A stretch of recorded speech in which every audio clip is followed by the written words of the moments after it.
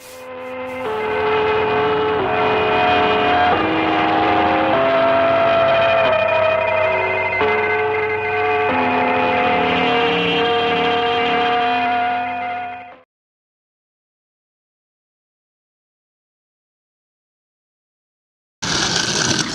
punk for life! Comes straight out of Pasco! Pasco! Pasco! Big blood like spectacular hunting! Pasco! Pasco! Big blood like spectacular hunting! Take Bill! Crush it up! Blood is a rage! Drinking in your belly! I'm taking some to drag! Pasco! Pasco! Big blood like spectacular hunting! Pasco! Pasco! Big blood like spectacular hunting! Come along and ride me from Zephyr Hills to Newport Rocks Holiday to Hunt's Shores. We'll hang the jets, we'll rock with horse! Pasco! Pasco! Big blood like spectacular hunting! Pasco! Pasco! Big blood like spectacular hunting! Pasco! Now 9/11 was an inside job. Stop it! All right, so what we were talking about before was what it's like being a band in Newport Richie. Go.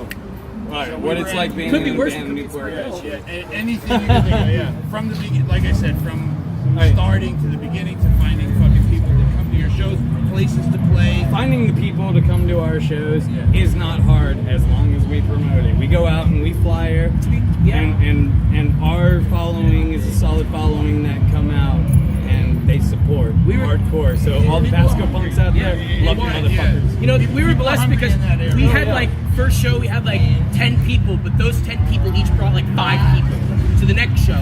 So it's one of those like, you know, and you know, punk rock, at least in my understanding of it, grows and tends to grow in places that are really pissed off and are dealing with a lot of BS and a lot of drugs, crime, that kind of stuff. And Newport Richie got plenty of all of that. Oh, yeah. So like, it's one of those. It's been growing and breeding, and you know, it's crazy. I'd say 80% of our audience is under 25. 80% of our attendees are under 25. We have people that are we have 14-year-olds that come to our show with their parents.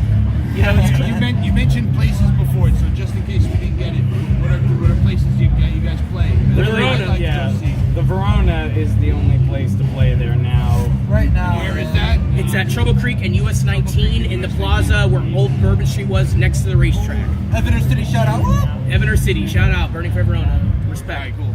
But, So, yeah. Yeah, and okay, now Most as far places as getting close. your name out there, there's no labels, there's nothing around Mark there. I know Zuckerberg's that. our fucking dude, man. Respect. Like, Just like this. Like Facebook, all social media, that's the only way to do anything anymore. I mean, like, we post it, we all post it, and then each one of us get maybe 2 to 3 people who share it, and then that's the only way to do it. I mean, But in the area, I mean, we do have a street crew that does our flyering. We flyer, Right. But we can afford to print them. Yeah. It's funny because like the only 2 like big people that I've interviewed so far, which was Jello, and from Skinny Puppy.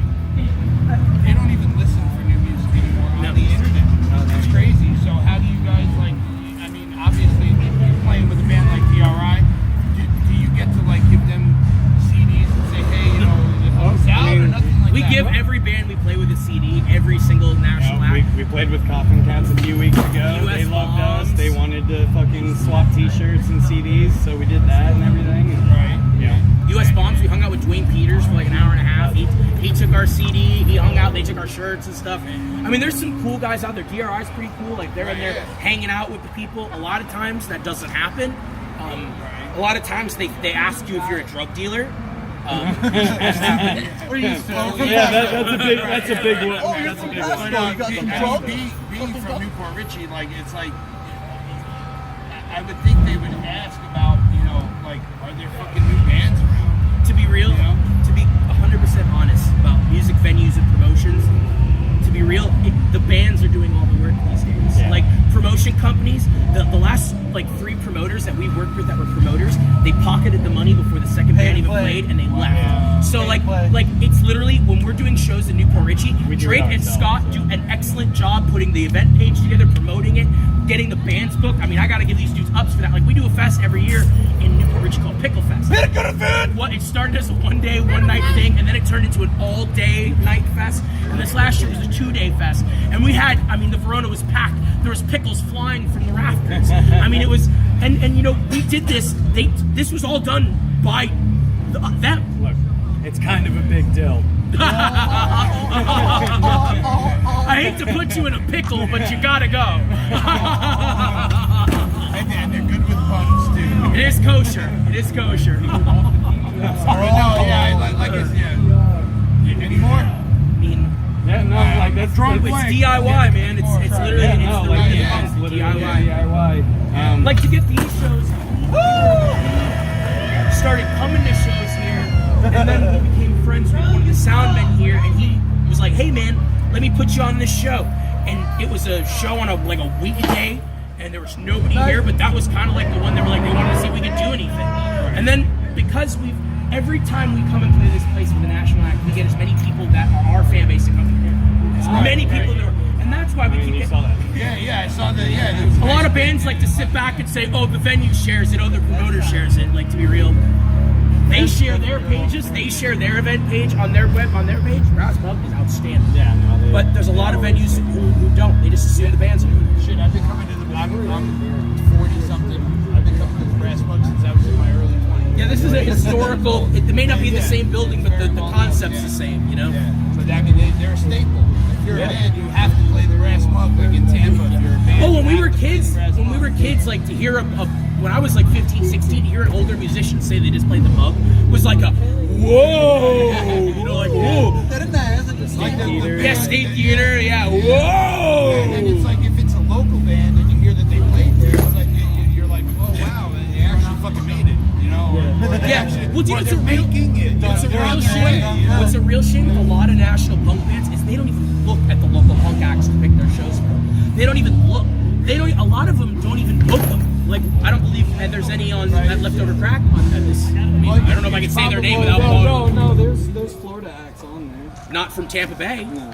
Like, and that's crazy because there's so many punk bands in the greater Tampa Bay area that it doesn't make zero sense for them not to do that. And for me, like with the Verona and Newport Richie now, it makes zero sense for a band that's on tour to not play in Newport Richie when there's a venue of that caliber and we can get people in there. But Very nice, too. Newport Richie's growing. We're becoming. Mark my words. Mark my words. In 20 years, we're going to be what St. Pete was 10 years ago. Mark my words. In 20 years, we're going to be. We're already on the verge with Dunedin. Seriously, we got craft beer and no more prostitutes walking in our downtown section. What a time to be alive! They're classier. They're still on 19. Don't shit yourself. Yeah, but they're not on Main still Street. running They're around. not on Main Street. They're not. At nighttime, though. They sleep out. Trouble Creek. Trouble Creek. That's not Main Street. It's not Main Street. I grew up on the creek. got a nice That's street, far from Main Got a Street. nice one, I swear. It's a nice It's street. like, what is it, from the bridge to fucking like the mall or something? Yeah, we got cops. pretty much. We got cops on golf carts now and segways. What a time to be alive. Oh, the segways. Yeah, I laugh. I'm like, narc. The bicycle ones are funny, too, because they're all shorted out. They got the, helmet. Yeah, they got the mirrors on guy. there. What's funny is I always see the cars with the bikes on the back. I never see the actual cops on them. I like how we started this as an interview about music and we've gone to making fun of the police. Hey, whatever. Hey, Safety that's first. actually making fun of Newport Richie and fucking Spring Hill, Florida. Well, Spring Hill even, I grew up going through Spring Hill every week, and that was an orange field 15 years ago. It was nothing, then there was the dinosaur, and then there was Wiki Watch. They got the brewery now, though. Yeah, they do. They're Shout out stepping up their Market game. 48. Actually, Market 48. that was the reason that I brought up the whole the thing. Is because there's like how fucking hard is it for you guys to get your music out there? Besides the internet, it's like there's To be real, we give more away than we sell.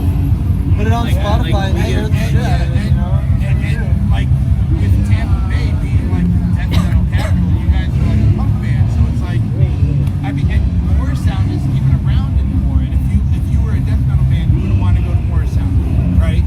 But being a punk band, even when fucking Morrisound and death metal was big, what do you guys do? To be real, punk has always existed. It's always existed in the house show. We'll play with fucking death metal bands though. If they want us. Yeah, play,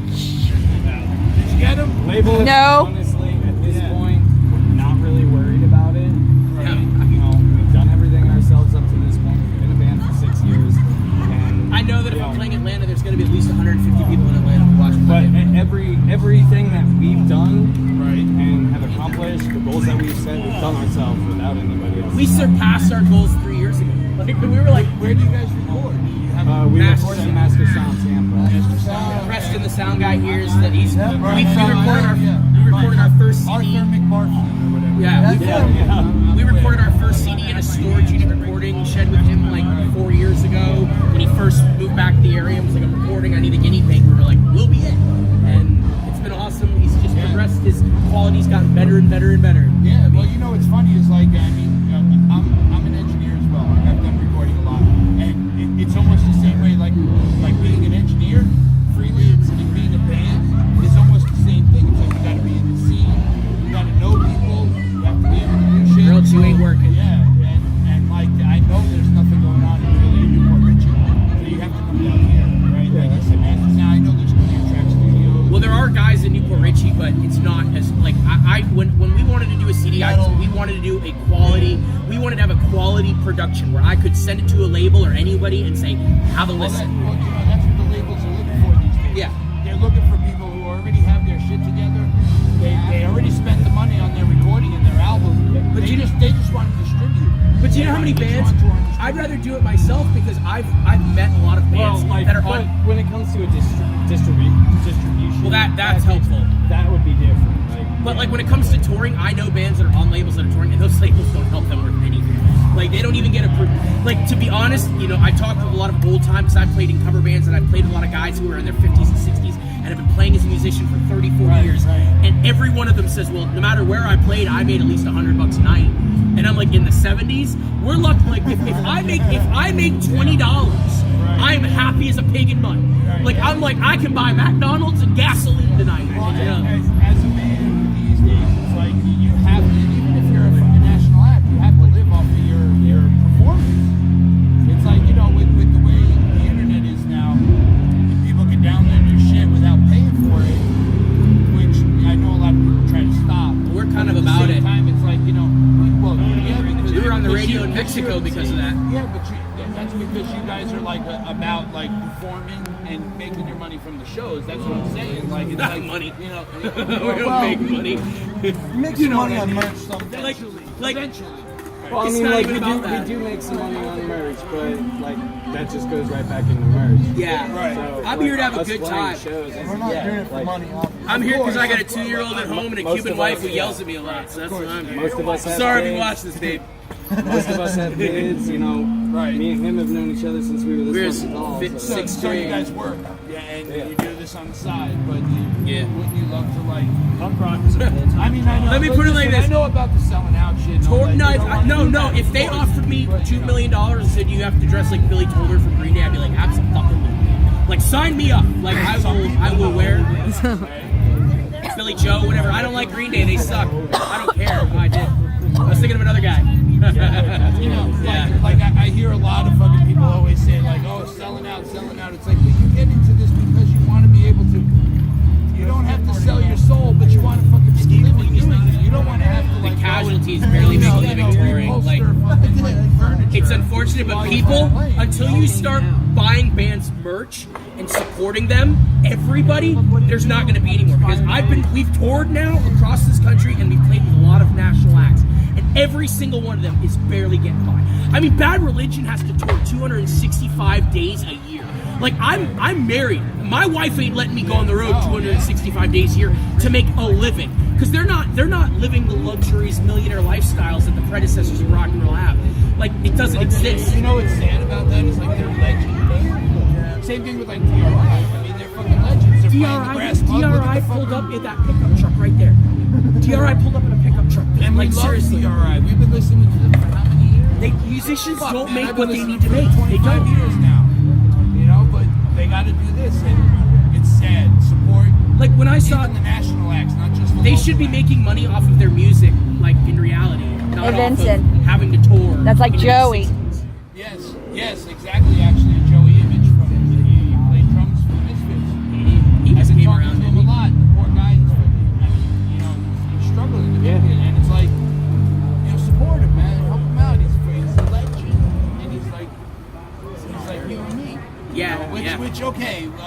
understand that like legendary people are still just people, but they should get the respect monetary wise, especially nowadays because fucking it's hard to fucking live. Why buy a CD when I can play it on YouTube? To me, all those motherfuckers paved the way, so thank you. Yeah, respect. I'm not saying anything bad about them. I'm just saying, you know, people need to fucking support them when they see people like you guys and you guys are selling your merch and your CDs. They need to fucking support them because It costs Matt a lot of money. yeah. Sugar Daddy Matt. You gotta pay for Respect. your own recording. You gotta pay for your own equipment. Gas ain't cheap. Vehicle wear and tear. I mean, we blew a transmission out in Atlanta, and it would not shift out of first gear. And we were stuck there. Like, I mean, me and him had to do a front end rebuild on an E450 van in New Jersey because the motor blew. They should be able to like call somebody and say, "Hey, we're stuck." Well, it took- Shout out to all the South Philly punks for that. They all helped us out. They gave us a place to sleep and all that jazz. Oh, yeah. Man, respect. And who was that? South Philly. That was all the South Philly. Seriously, I gotta say this. I gotta say this about punk rock. No bands, just the people, just the bands. Well, there was a bunch of Just FTS, Zaya, all Zaya, yeah. They all made sure that Atomic we were... Cretins. Atomic Cretins, yeah. They were fucking... You know, to be real, punk rock's definitely one of those scenes that, like, we're blessed because if we're stranded in almost any city up the eastern seaboard or out west, someone we know will find us a place to sleep, like literally, or a meal. Like, and that's like, I mean, that's crazy that we could break down and be like, call our friend in Atlanta and be like, we're screwed, we're in Charlotte. And he'd be like, hold on. And he calls somebody in Charlotte and they'd be like, they'll be there to pick you up in 10 minutes. And they're like when we broke down in Philly, we were like, how are we gonna get the parts to get our stuff fixed? And this dude pulls up in this beater and he goes, hey, is Saya home? And we go, yeah. And he goes, hey, I'm Beef. What's up? Hey, shout out to Beef, by the way. But he like gave us a ride around Philly. We had nowhere to get anywhere. This dude's like, yeah, man, I'll give you a ride anytime you want. And all we had to do is give him a t-shirt and a CD. And he was like, That's awesome, yeah. That reminds me of Took us the to old the days. junkyard. Like, I know you guys read books and shit, you know, the American Horror. But it reminds Interview. me of shit like that. You know, and it's shit like this that helps people know who you are. Fucking Newport Richie. shout out to the Polk County Metalheads. I don't even know if that even exists on the rest of Surviving the world's depression. map, you know? But, hey, thank you It guys does now. for, yeah. Thanks to Big Fest, so. Hey, thank Yeah. you guys for talking. Hell yeah, man. Mark my words, Newport Richie, anybody can say anything they want, but it's an up-and-coming community. It's growing and it's changing. And, I mean, Pete, like we said in our song Pasco, it's a shithole, but it's our shithole. And I love where I live. We're the Warbles from Pasco Newport County, Richie. home sweet home, baby. That's, yeah. I dropped the water. Hey, thanks, guys. Thank you. Thank you.